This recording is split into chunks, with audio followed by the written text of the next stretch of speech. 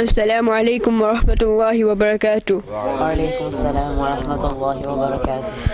The Prophet of mankind, the peace of our heart and mind, the most generous and kind, sallallahu ta'ala alayhi wasallam, has said, indeed, he who recites salat durood upon me the most will be the closest to me on the day of judgment. Please recite after me. As-salatu was-salamu alayka ya Rasulullah. As-salatu was-salamu alayka ya Rasulullah. Wa ala alika wa ashabika ya Habiballah. Wa ala alika wa ashabika ya Habiballah. As-salatu was-salamu alayka ya Nabiyallah. As-salatu was-salamu alayka ya Nabiyallah. Wa ala alika wa ashabika ya Nurallah. Wa ala alika wa ashabika ya Nurallah. Please all recite the following dua after me. Ya Allah Azza wa Jal. Ya Allah Azza wa Jal. Open the doors of knowledge Open the doors of knowledge and wisdom for us, and wisdom for us, and have mercy on us. and have mercy on us. O the one who is the most honorable O the one who is the most honorable and glorious. glorious. In our last speech, we discussed the Aqaaid we need to have regarding Aalam-e-Barzakh, and this week, inshallah Azza wa Jal, we will continue on this same topic. Aqida. When the people leave after burying the deceased, he hears the sound of their footsteps. At this time, two angels appear to him, tearing the earth with their teeth. They look very fierce and frightful. They have black bodies and huge blackish blue eyes, which are as huge as pot's eggs and blazing like fire. They have long matted hair, and their teeth are of many hand lengths, with which they tear upon the ground as they come towards the deceased. One of them is called Munkir, and the other is called Nakir. They wake the deceased by jolting him and shaking him vigorously, questioning him in a harsh voice. The first question they ask is, Man Rabbuka? Who is your Rabb, Lord? The second question is, Ma Dinuka? What is your religion? And the third question is, Ma kunta takunu fi hadha ar-rujul? What did you used to say about this person whilst you were alive? If the deceased is a Muslim, then he will answer by saying, Rabbi Allah, Allah is my Rabb, to the first question. Dini al-Islam, Islam is my religion, to the second question. And Huwa Rasulullah sallallahu alayhi wasallam, he is the beloved Rasulullah sallallahu alayhi wasallam, to the third question. The angel will ask about who informed him of these answers, and he will say, I read the book of Allah and brought faith on it and confirmed this. It has appeared in some narrations that after the questions and answer are completed, the angel shall say, We knew that you were going to say what you have said. Then a voice will call out from the sky, saying, My servant has spoken the truth. Lay down the bedding of Jannat for him, dress him in the garb of Jannat, and open for him door of Jannat. The cool and fragrant breeze of paradise will follow into his grave, and his grave will be extended for as far as he can see, and it will be said to him, Sleep like a bridegroom sleeps. This is a privilege which shall be awarded to the chosen servants, and for the general people, this is for whom it is wild. Otherwise, the expanding of the grave will vary for each person, depending on his religious status. For some, the grave will be expanded up to 70 hand lengths, and for some, for as much as they wish.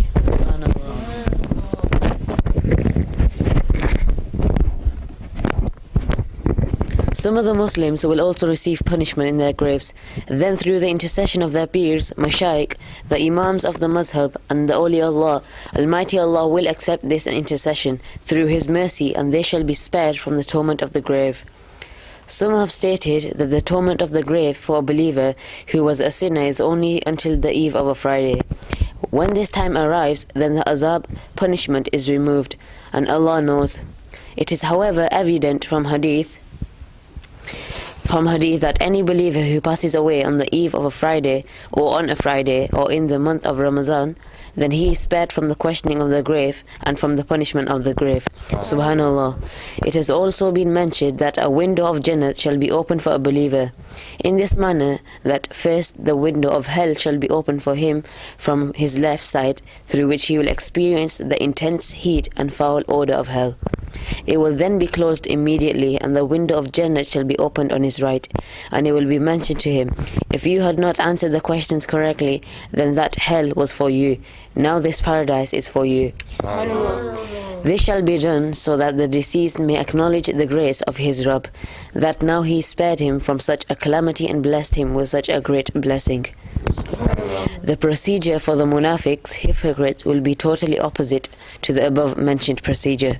First, the window of Jannah shall be opened for him, and he shall experience the fragrance breeze of paradise and realize its beauty. It will then be immediately closed.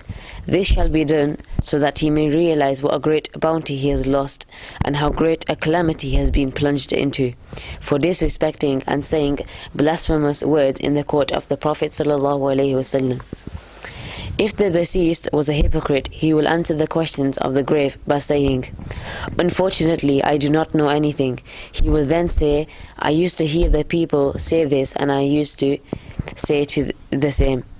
Then a voice will be heard from the skies, saying, "He is a liar. Lay down for him the bed of fire, and dress him with the garb of fire, and open for him a door of hell.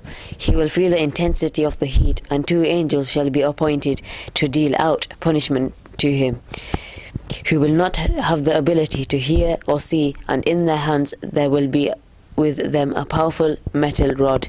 The force of this rod will be such that if they were struck on a mountain, then the mountain would turn to dust.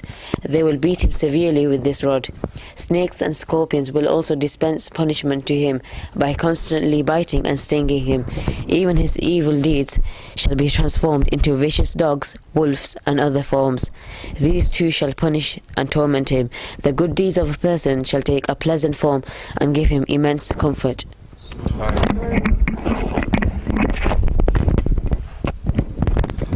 Aqida, the punishment of the grave and reward in the grave of both haqq, a reality.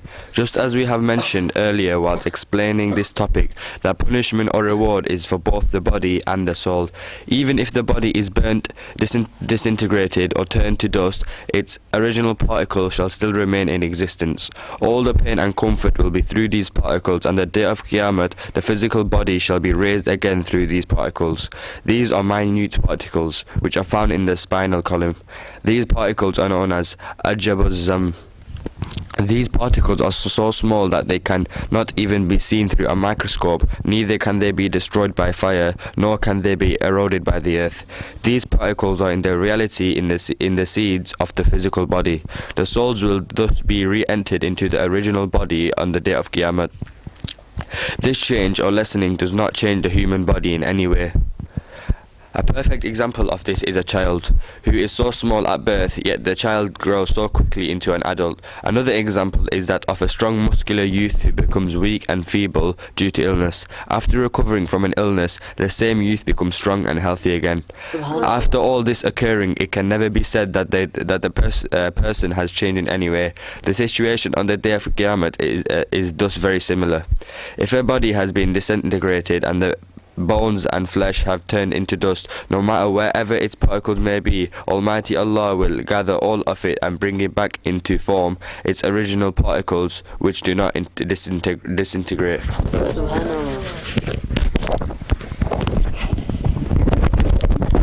This is known as Hashr, the resurrection.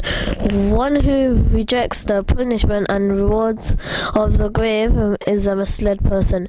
May Allah accept our efforts and give us the ability to learn and safeguard our Aqida. Ameen.